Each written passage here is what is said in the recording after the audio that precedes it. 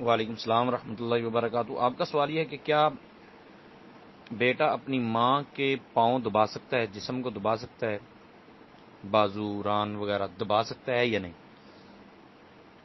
اچھا، اس حوالے سے مسئلہ شرعی تو یہ ہے کہ بہار شریف جلد نمبر 3 صفحہ نمبر 445 مسئلہ نمبر 16، محارم کے جن اعضاء کی طرف نظر کر سکتا ہے ان کو چھو بھی سکتا ہے، جبکہ دونوں میں سے کسی کی شہوت کا اندیشہ نہ ہو، نہ ماں نہ بیٹا۔